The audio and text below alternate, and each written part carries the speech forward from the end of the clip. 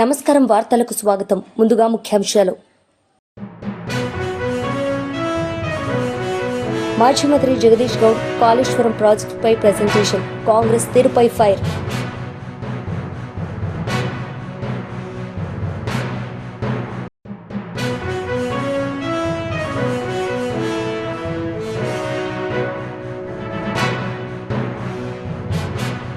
Polit bureau సభ్యులు Varla Ramayya media సమావేశం. పలు అంశాలపై వివరణ.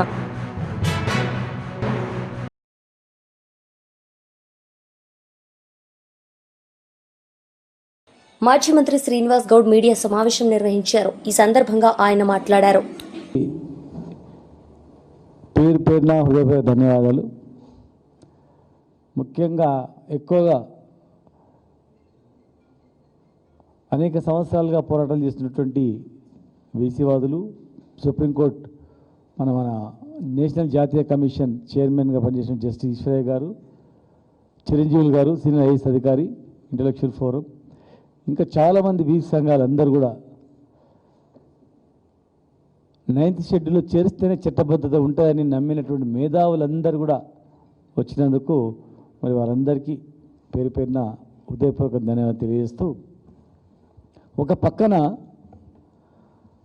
వేలాది మంది నిన్న ధర్నాకు వచ్చి వాళ్ళ అభిప్రాయాలు చెప్పారు. మంచి మంచి అడ్వకేట్లు, న్యాయ కోవిదులు, ఐఏఎస్ అధికారులు, మాజీ ఐఏఎస్లు ఎంతోమంది కూడా మాకు సూచనలు, సలహాలు ఇచ్చారు. ఈ భారతదేశం ఒక రాజ్యాంగం ఉంది. డాక్టర్ బాబాసాహెబ్ అంబేద్కర్ గారు రాసిన రాజ్యాంగం.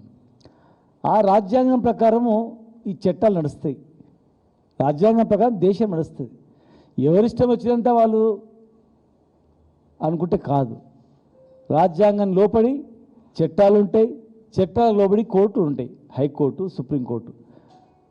ఇవన్నీ కూడా ఒక పద్ధతి ప్రకారం నడుస్తుంది. కానీ దానికి విరుద్ధంగా ఈ ప్రభుత్వం వ్యవహరిస్తుందని చెప్పి అనేక మంది న్యాయకోవిదులు చెప్పిండ్రు.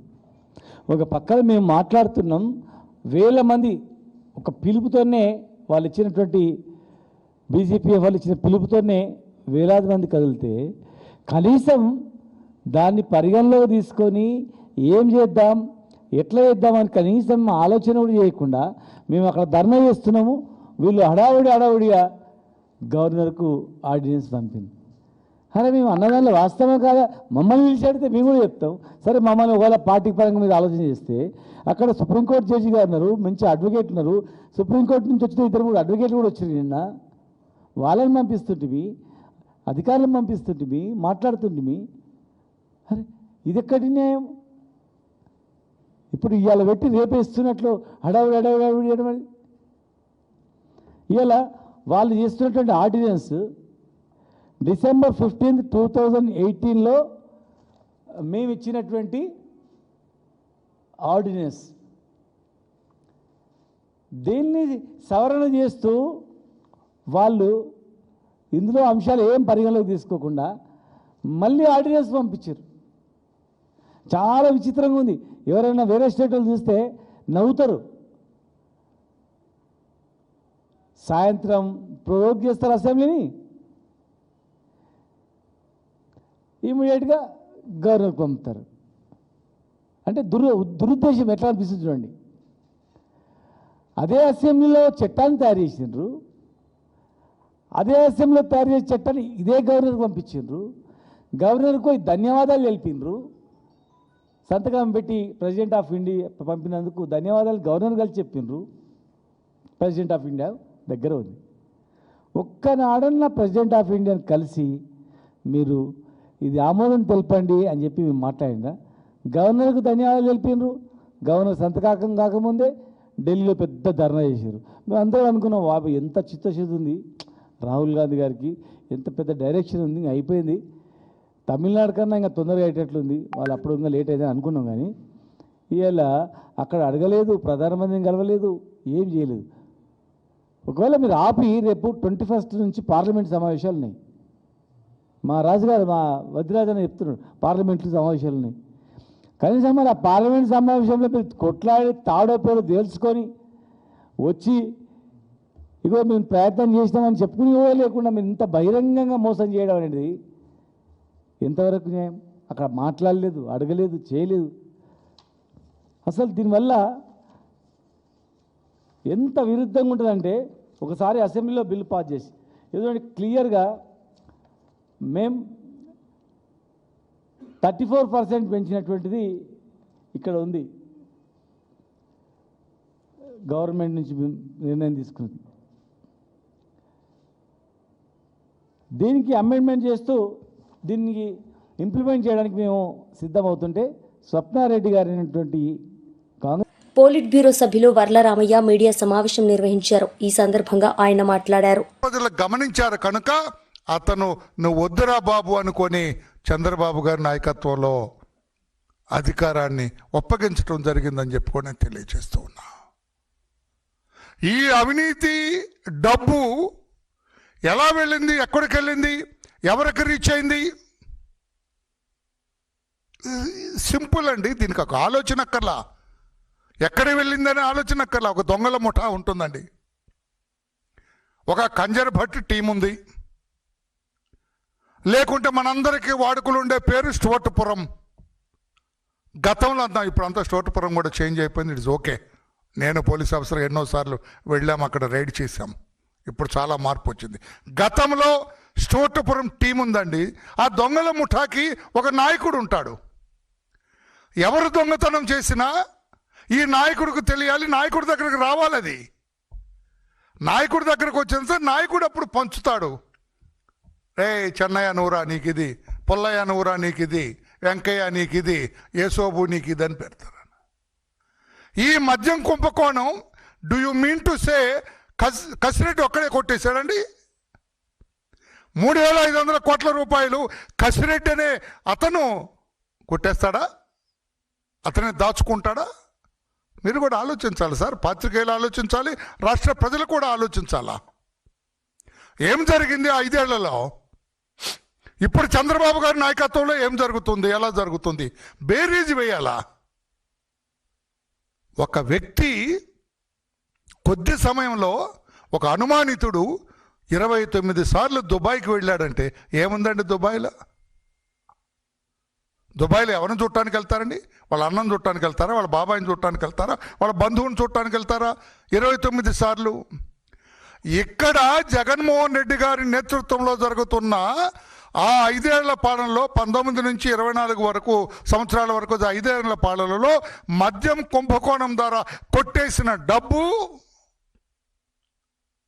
దుబాయ్లో ఉంది, దుబాయ్కి చేరింది. దీనికి మార్గదర్శకత్వం వహించింది రాజు కసిరెడ్డి. ఎవరి కసిరెడ్డి? ఏమన్నా బయటోడా? ఎవరు పెట్టారు ఇతన్ని? ఇతనికి ఆంధ్రప్రదేశ్ రాష్ట్ర ప్రభుత్వానికి ఏమిటి సంబంధం? ఎక్కడి నుంచి వచ్చాడు వీడు? ఎవరు తెచ్చారు ఇతన్ని? ఎవరు పెట్టారు ఇతన్ని? ఎంతటి బాధ్యతాయుతమైన బాధ్యతలు ఇతనికి ఎవరిచ్చారు? మీరు కాదా జగన్మోహన్ రెడ్డి గారు? మీరు ఎస్ అనకుండా, మీరు ఓకే అనకుండా, మీరు సై అనకుండా, మీరు ఇట్లా బొట్టనీళ్ళు ఇట్లా పెట్టకుండా అతనే చేస్తాడండి? రాష్ట్ర ప్రజలు నమ్ముతారండి? ఇట్లా పెడితే, ఇట్లా పెట్టకుండా చేశాడండి? కొట్టేశారా అతను? నేను అందుకే అంటున్నాను, నేను నాయకుడికి తెలియకుండా చేస్తారా?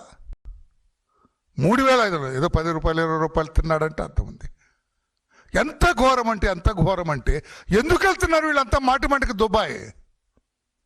ఈ కసిరెడ్డి అనేవాడండి, మీ అందరూ గమనించాలి సార్. రాష్ట్రపతి, నేను ఎందుకంటే ఈరోజు నాకు ఈ సబ్జెక్ట్ కూడా లేదు, అయినా నేను వచ్చాను చెప్పాలి కదా అని. జగన్మోహన్ రెడ్డి గారు ప్రెస్ మీట్ చూసిన తర్వాత ఆశ్చర్యం వేసింది నాకు. ఏం మాట్లాడినాడు ఆయన?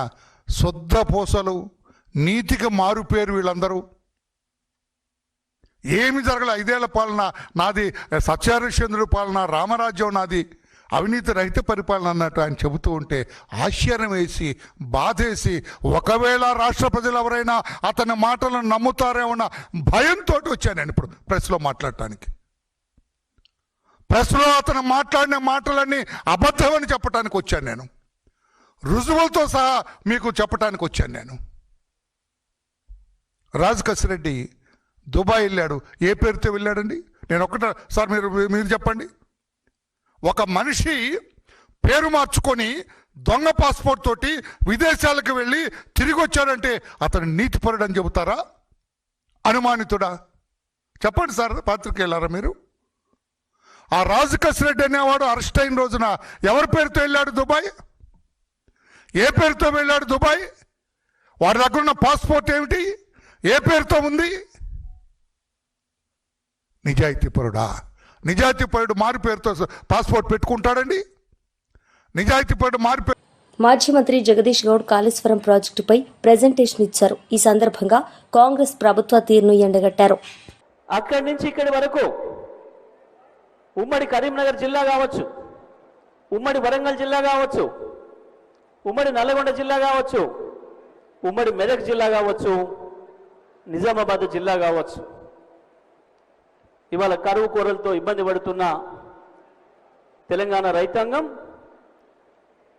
కన్నెపల్లి పంప్ హౌస్ ప్రారంభం చేస్తే 4 రోజుల్లోనే నా సీతారాం తండకు నీళ్లు చేరుకుంటాయి, చివరి ప్రాంతానికి నా బసవపూర్కు నీళ్లు చేరుకుంటాయి, ఎస్ఆర్ఎస్పికి పోచంపాడు కూడా నీళ్లు చేరుకుంటాయి. అది వాస్తవం. ఒక్కసారి మనం అక్కడ ఏముందో నిన్న మొన్న నేను పోయి చూసి వచ్చిన, పరిశీలన చేసి వచ్చిన, ఒకసారి చూద్దాం. ప్రారంభం చేయండి.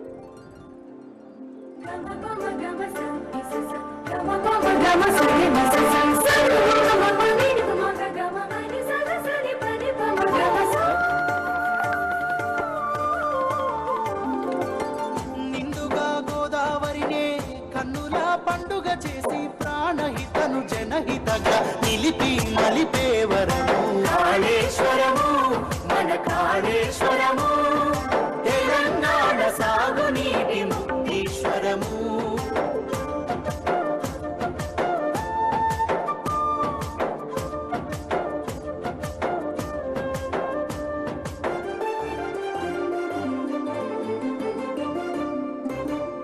శివుని అభిషేకపు జలమే జీవధారలై కాళేశ్వర ప్రాజెక్టులు హరహరయని పొంగగా తడికి నోచుకోని వీళ్ళ తనువులు పులకించు వేళ మన ముఖ్యమంత్రి కేసీఆర్ మొక్కులు ఫలించగా కాళేశ్వరము, జల కాళేశ్వరము, కేసీఆర్ కలల పంట కాళేశ్వరము.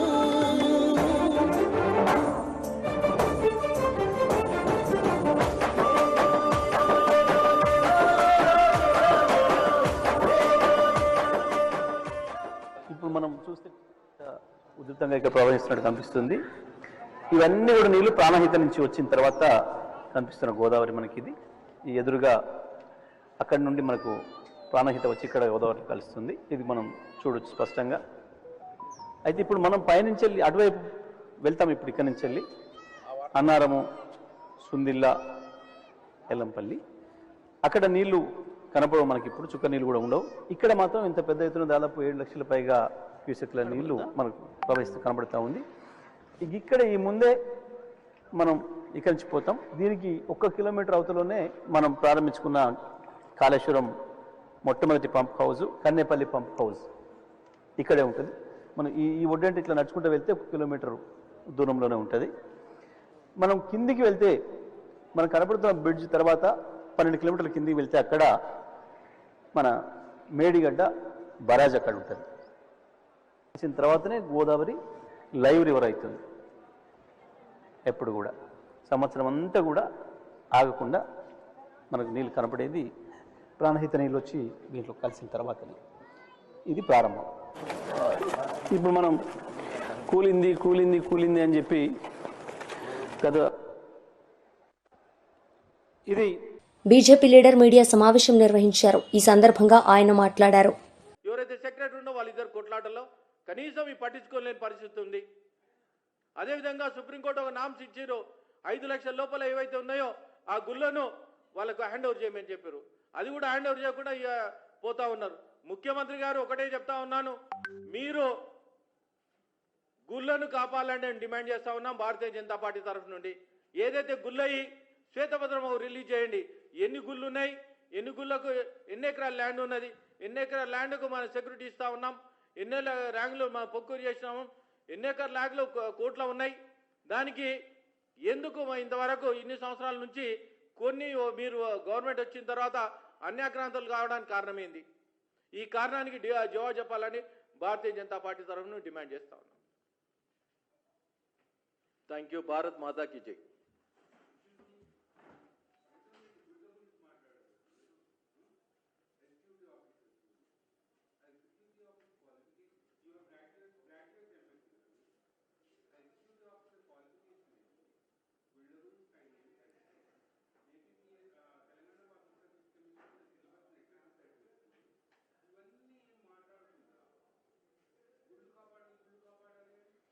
గుళ్ళోకి ఏమవుతుందంటే ఒక ఈవో చిన్న ఎగ్జాంపుల్ చెప్తాను. కీసరగా ఉన్న ఈవో తీసుకుపోయి బాసర్లో వేసారు. ఇక్కడ ఏదైతే కర్మన్ ఘాట్ హనుమాన్ టెంపుల్ ఏదైతే ఉందో 7 ఎకరాలు ప్లస్ 3 ఎకరాలు ఇంతవరకు కోట్ల ఉంది. ఆ కోట్ల ఇన్ టైంలో సబ్మిట్ చేయకపోతే అన్యాక్రాంతం అవుతుంది.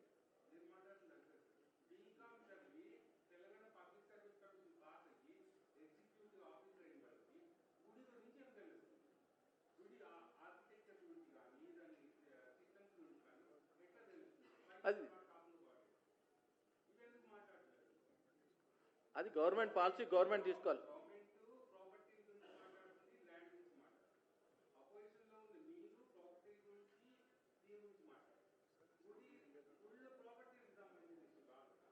ఏది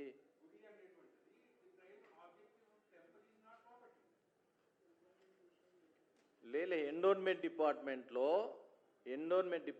ఏదైతే ఉందో, నేను చిన్న ఎగ్జాంపుల్ చెప్తాను. ఇక్కడ బిరంగూడ గుట్ట కూడా 100 ఎకరాల ల్యాండ్లో అన్ని ఎంక్రోచ్మెంట్ అయ్యి ల్యాండ్ అంతా ఎంక్రోచ్మెంట్ అవుతుంది.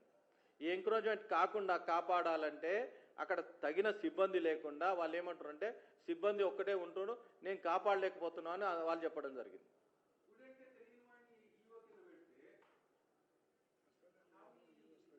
మీరు చెప్పింది 100% కరెక్టే. నేను ఏమంటున్నంటే ఇప్పుడు గుడికి ఈవోకు ఏవైతే క్వాలిఫికేషన్ ఉందో ఓన్లీ గ్రాడ్యుయేట్ క్వాలిఫికేషన్లో మీరు పెట్టిర్రు అంటారు. దానికి ల్యాండ్స్ కోసానికి గుడి కోసానికి మీరు తెలియదు. ఎమ్మెల్యే పోలిట్ బ్యూరో సభ్యులు నక్క ఆనంద్ బాబు మీడియా సమావేశం నిర్వహించారు. ఈ సందర్భంగా ఆయన మాట్లాడారు.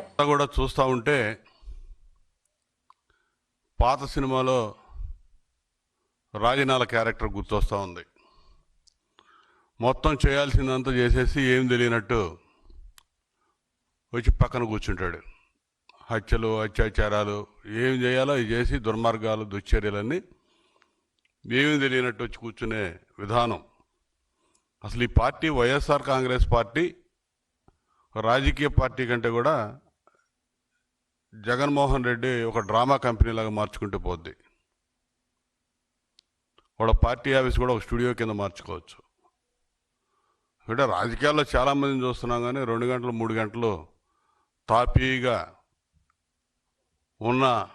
ఉన్నవి లేనివి అన్నీ కల్పించి అభూత కల్పన, అబద్ధాలు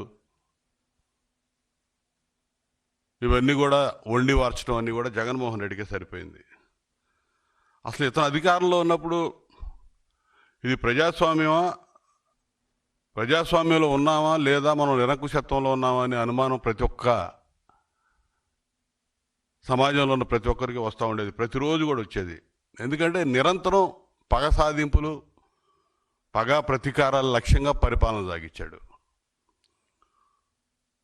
ఈరోజు 11 సీట్లకి పరిమితమై ప్రజలు చీకొట్టినా మనకి ప్రజలు ఎలాంటి తీర్పు ఎందుకు ఇచ్చారనే ఆలోచన లేకుండా ఇంకా అదే తీరు కొనసాగిస్తున్నాడు. ఎక్కడ మార్పు లేడు. నువ్వు మారవా జగన్? మారవా? సిగ్గుండాలి. 11 సీట్లకి నిన్ను పరిమితం చేస్తే నువ్వు ఇంక ఇప్పుడు కూడా ప్రతి దానిలో మేము చేసే పరిపాలనలో ప్రతి పరిపాలనా విధానంలో నీచపు ఆలోచనలు చేస్తూ ఉంటావు, నీచ రాజకీయం చేస్తూ ఉంటావు. ఏదో ఒకటి చేసి పబ్బం గడుపుకొని దాన్ని ఎక్స్పోజ్ చేసి అవసాన దశలో ఉన్నటువంటి నీ పార్టీని ఏదో ఒక విధంగా బతికించుకోవాలనే ఆలోచనలు ఇవన్నీ. నీ వల్ల కాదు. నువ్వు ఈ డ్రామా కంపెనీని ఏదో ఒక విధంగా నడిపించాలని చూస్తూ ఉన్నావు. అయిపోయింది. ప్రజలు నీకు ఆ రోజునే తప్పు చేసావని గుర్తించారు. ఒక్క అవకాశం ప్లీజ్, ఒక్క ఛాన్స్ అని నువ్వు రోడ్లు అంపడబడి తిరిగి పాదయాత్ర పేరుతో నమ్మించి అధికారాన్ని సంపాదించావు. ఒక దెబ్బకే నీ పరిస్థితి అర్థమైపోయింది. మళ్ళా నిన్ను భరించే పరిస్థితుల్లో ఆంధ్రప్రదేశ్ ప్రజలు లేరు, అది గుర్తుపెట్టుకో. అదేమంటే పోలీసుల మీద కామెంట్ చేస్తుంటావు, కౌంటర్లు ఇస్తూ ఉంటావు. అసలు సిగ్గుండాలి కదా నీకు. నిజాయితీగా పనిచేస్తున్న పోలీసులు మనోభావాలు దెబ్బతీయడానికి నిరంతరం పనిచేస్తూ ఉన్నావు నువ్వు, మీ నాయకులు, మీరందరూ.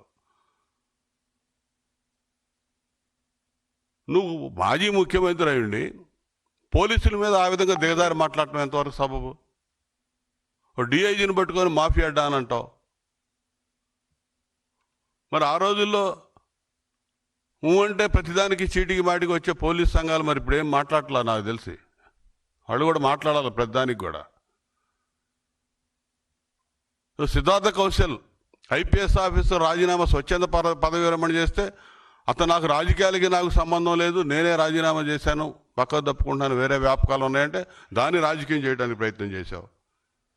నీ పాలనలో పోలీసు వ్యవస్థని పూర్తిగా నిర్వీర్యం చేశావు, అది అందరికీ తెలుసు. వార్తలు ముగించే ముందు ముఖ్యాంశాలు మరోసారి. మాజీ మంత్రి జగదీష్ గౌడ్ కాళేశ్వరం ప్రాజెక్టుపై ప్రెజెంటేషన్, కాంగ్రెస్ తీరుపై ఫైర్.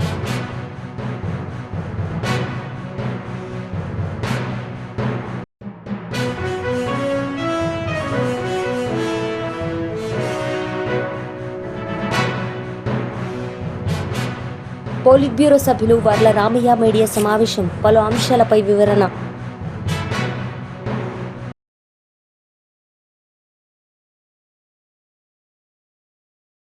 ఈ వార్తలు ఇంతటితో సమాప్తం. తిరిగి ప్రసారమయ్యే వార్తల్లో మళ్ళీ కలుద్దాం. అంతవరకు సెలవు, నమస్తే.